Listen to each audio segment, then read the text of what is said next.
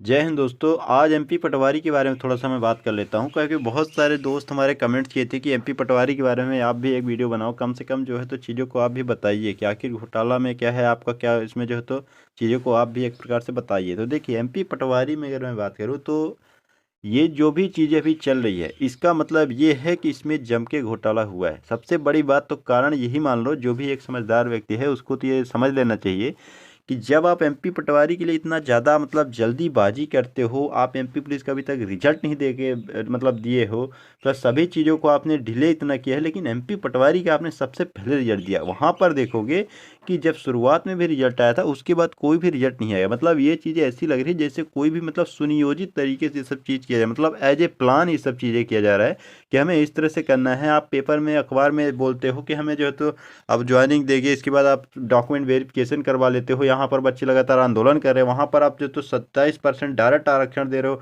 13% का रिजल्ट भी नहीं होल्ड कर रहे हो। जबकि यहाँ पर एमपीपीएससी ने, जबकि गाइडलाइन अगर मानोगे आप तो सभी में लागू हो रहा है ये चीज़, लेकिन आप डायरेक्ट 27% में ही रिजल्ट दे रहे हो। ऐसी आपकी क्या मजबूरी है, या आपकी क्या मतलब, आपको बताना चाहिए ना कैंडिडेट को।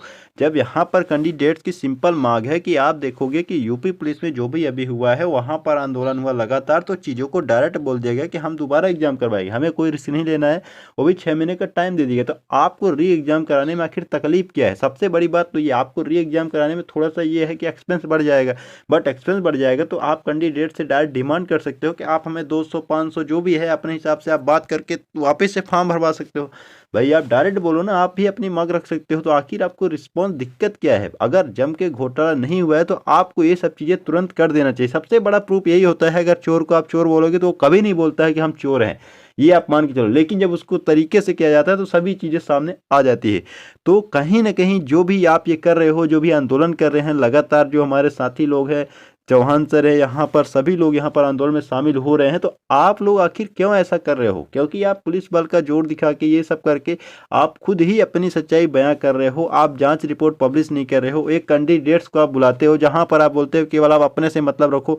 एक कैंडिडेट्स आखिर तैयारी में ध्यान दे कि आपको जांच में सहयोग करे कि क्या क्या करे। आपका ये रिस्पॉन्सिबिलिटी बनती है। ऑनलाइन एग्जामिनेशन हो गया है आजकल, आप देखोगे कि यूपी पुलिस में जो भी यहाँ पर फर्जी बढ़ा हुआ, वहाँ पर किस तरीके से जो चीज़ों को किया गया है, तो वहाँ पर भी व्हाट्सअप, टेलीग्राम और जो भी चीज़ें हैं यहाँ पर ऑनलाइन की, सब तरीके से जांच हुआ है। और आप केवल एक पेज में आप एक जो है तो एक सदस्यीय टीम से आप जो तो जांच करवा लेते हो और इसके बाद क्लीन चिट देते हो डायरेक्ट। इसमें क्या है, आपको ऑब्जेक्शन के लिए बहुत सारी चीज़ें हैं कि आपको रिपोर्ट पब्लिश करने में दिक्कत नहीं होनी चाहिए। और जब ऑनलाइन एग्जामिनेशन हुआ है तो आपको कम से कम CLR रिपोर्ट तो दे देना चाहिए ना। जो भी कंपनी से आपने एग्जाम करवाया है तो कैंडिडेट का जो रिस्पॉन्स शीट होता है कि लॉगिन टाइम उसने कितने के, तो आपको ये सब देने में कोई दिक्कत नहीं होनी चाहिए। बाकी यहाँ पर जो आंदोलन यहाँ पर हो रहा है तो बच्चे कहने की अपनी जगह में बिल्कुल सही है, क्योंकि जिसका भी यहाँ पर बहुत सारे इस आंदोलन में तो बहुत बड़ी यहाँ पर जो मैं देखने को मिला है, बहुत सारे लोग ये सोच रहे हो कि आंदोलन में कौन कौन आखिर शामिल है। देखिए, आंदोलन में बहुत सारे बच्चे ऐसे भी हैं जिनका ऑलरेडी वेटिंग है, 150 नंबर है, किसी का 145 नंबर है और वेटिंग लिस्ट में है, और उनका सिलेक्शन होना निश्चित है। क्योंकि आप देखोगे कि यहाँ पर विकलांग सर्टिफिकेट कार्ड कितने ज़्यादा लोगों को भगाया जा रहा है और केस किया जा रहा है। तो कहीं ना कहीं वो जो तो आप देखोगे कि लाइव यहाँ पर न्यूज़ चैनल में ये चीज़ है कि जो है तो 2 लाख कुछ अमाउंट दे के और जो है तो विकलांग सर्टिफिकेट एक कैंडिडेट ने बनवाया था।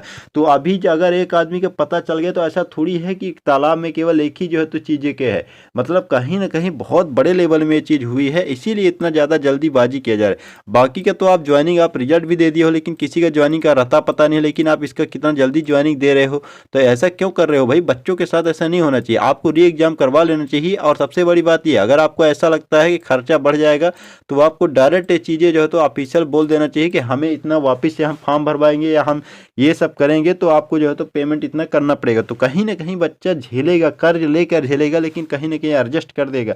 क्योंकि जो जेन्युइन बच्चा है, जिसको 5 साल से जो लगातार तैयारी कर रहा है पटवारी की, और आप वहाँ पर जो तो अमाउंट का लेन देन करके सब चीज़ें हो गई है या नहीं हुई, तो आपको स्पष्ट कर देना चाहिए। आपको पब्लिकली सब चीज़ें बोलना चाहिए, सार्वजनिक रूप से आपको बोलने में कोई तकलीफ नहीं होनी चाहिए।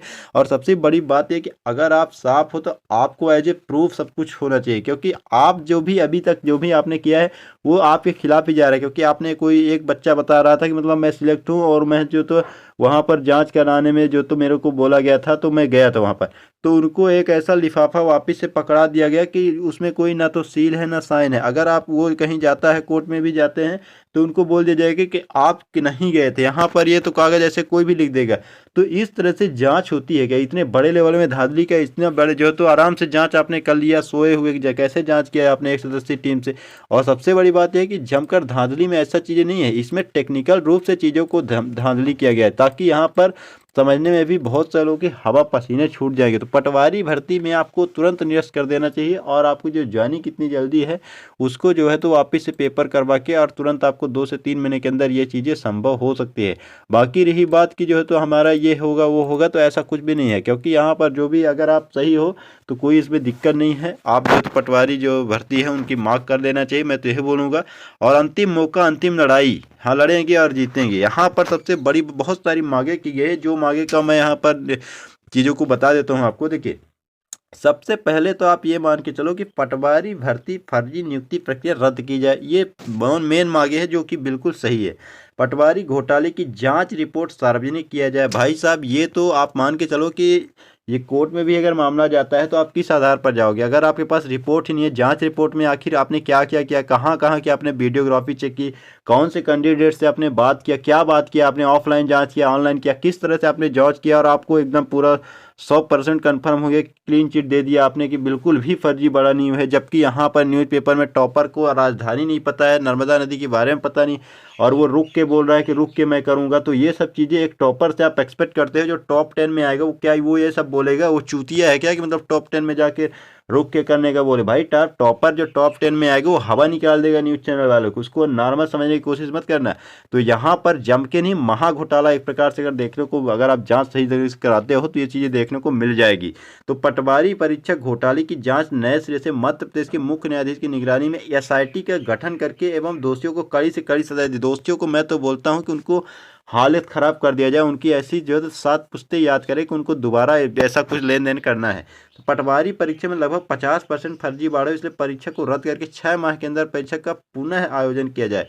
ये देखिए, सबसे बड़ी जो चीज़ें हैं, जैसे मान लीजिए धांधली हुई है या नहीं हुई है, सबसे बड़ी बात यह है कि री एग्जाम में देखिए टाइम थोड़ा सा जाएगा, सरकार का जो है तो टाइम जाएगा, प्लस उनको कर्मचारी, क्योंकि लोकसभा इलेक्शन है, तो आप इसको रद्द करके वापस से आप बोल सकते हैं कि हमें 1 साल का टाइम दीजिए, 6 महीने का टाइम दीजिए, हम दोबारा से एग्जाम करवा लेंगे। भाई आज में इसमें एक्सपेंस बढ़ेगा, आपको जो है तो कर्मचारी की आवश्यकता होगी, तो कर्मचारी तो आपने ग्रुप 4 वगैरह से ऑलरेडी ले लिया है, बाकी बात तो MP कांस्टेबल से आपने बल ले लेंगे। तो इसको डिले करके भी आप अगर देखा जाए तो इसको रद्द कर सकते हैं, क्योंकि अगर आपको यहाँ पर अमाउंट की ज़रूरत है, पैसे की ज़रूरत है, क्योंकि ऑलरेडी व्यापम ने तो अच्छा खासा FD करवा रखा है अपने पैसों का, कैंडिडेट्स के 500-500 700-700 रुपये लेके। तो आपको वापस से अगर पैसों एक्सपेंस अगर ज़्यादा बढ़ रहा है कि इतना ज़्यादा पैसा लग जाएगा, तो आप कैंडिडेट्स को ये चीज़ें कहीं ना कहीं उनसे एडजस्ट करवा सकते हो। ये चीज़ें आप जो है तो पब्लिकली बोल सकते हो। तो MPSI के पदों पर, तो MPSI के ये जो भी चीज़ें हैं इनके बारे में भी मैं बात नहीं कर सकता, तो ये सब चीज़ें दिया गया है। और सबसे बड़ी बात देखिए, पटवारी का जो है, पटवारी में सबसे बड़ी बात ये मान के आप चलो कि ये एक राजा पोस्ट होती है गांव का, एक प्रकार से मानो कि जो भी आपको पंचायत दिया जाता है तो उसमें आप एक प्रकार से राजा होते हो। तो इसमें धांधली करना, आपको पता हो कि किसान राजस्व के विभाग में कितना ज़्यादा यहाँ पर लगातार, आपने मोहन जी जब सरकार में आए थे, CM मुख्यमंत्री जी, नए मुख्यमंत्री जी, तो उन्होंने, आपने देखा होगा कि सबसे पहले उन्होंने पटवारियों पर ही एक्शन लिया था, क्योंकि देखिए ग्राउंड लेवल की जो जानकारी है वो यहाँ पर ये बहुत ज़्यादा, मतलब आप मान के चलो किसानों की ये जो खून चूसने का काम ये कर रहे थे। लेकिन अभी क्या है कि बहुत ज़्यादा, क्योंकि देखिए ये क्या करते थे कि तहसील में आते नहीं थे, और क्या करते साथ में इनको फ़ोन भी नहीं उठाते थे, और इनको ये भी डर नहीं था कि 181 में, क्योंकि लीपा पोती करके ये जो है तो बचा जाते थे। पर यहाँ पर जब CM ही ऐसा इनको बोल रहे हैं कि हम कड़ी कार्रवाई करेंगे, तो कहीं ना कहीं इनके अंदर ये डर आ गया है। तो अगर कोई फर्जी पटवारी जाता है तो आप क्या उम्मीद करते हो कि आपका जो ये विजन है कि हमें भ्रष्टाचार मुक्त करना है, तो कहीं ना कहीं आप खुद भी घुसे रहे हो। एक दरवाजे से आप उनको जो है तो मना कर रहे हो, लेकिन दूसरे दरवाजे से आप खुद भी पीछे से घुसर रहे हो कि आप जाके करो।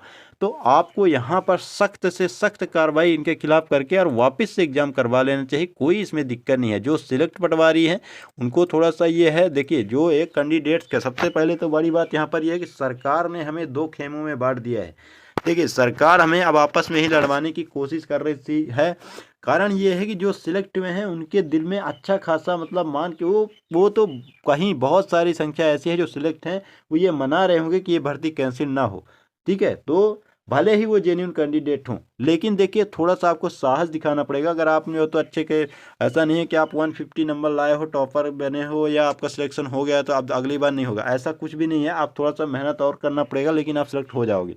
तो थोड़ा सा अगर आप भी सपोर्ट करेंगे आंदोलन में या चीज़ों को, तो बहुत ज़्यादा अच्छा रिस्पॉन्स होगा। और जो मतलब ओरिजिनल है या फेयर है वही कैंडिडेट जो डिज़र्व करता है वही सिलेक्ट होगा। तो ये बहुत बड़ी एक बात है। तो आप कृपया आप भी सहयोग इसमें ज़रूर करें।